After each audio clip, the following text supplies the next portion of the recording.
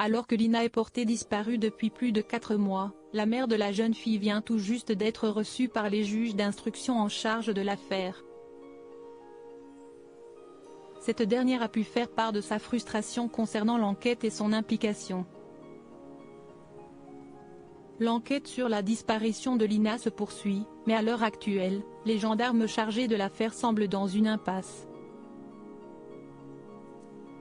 Il faut dire que les indices ou les traces laissées par cette dernière sont peu nombreux et c'est un véritable casse-tête pour les enquêteurs.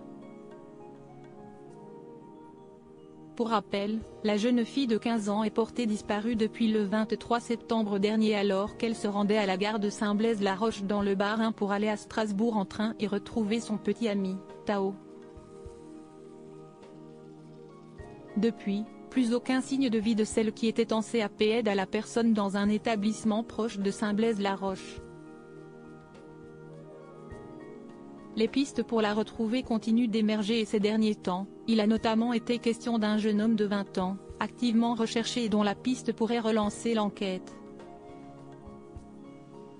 Dans l'inquiétude la plus totale depuis le début de cette affaire, la mère de la jeune fille a été reçue, ce jeudi 1er février, par les 2 juges d'instruction chargés de l'enquête et visiblement, elle leur a dit ce qu'elle avait sur le cœur.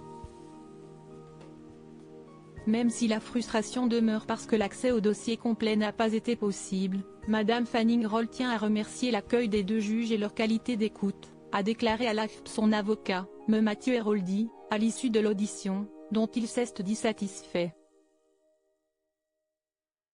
Une conférence de presse organisée ce vendredi CIST donc une mère forcément inquiète, mais également frustrée, comme l'indique son avocat. Frustrée de n'avoir pu prendre connaissance que de l'enquête préliminaire jusqu'ici, soit les éléments découverts dans la première semaine qui a suivi la disparition de la jeune fille. La qualité du travail des enquêteurs n'est nullement remise en cause dans ce dossier, Madame Groll sait que ceux-ci travaillent d'arrache-pied pour faire toute la lumière sur les causes de cette disparition et retrouver sa fille, a ajouté l'avocat de la mère de Lina, ajoutant qu'il tiendrait une conférence de presse en présence de sa cliente, ce vendredi 2 février.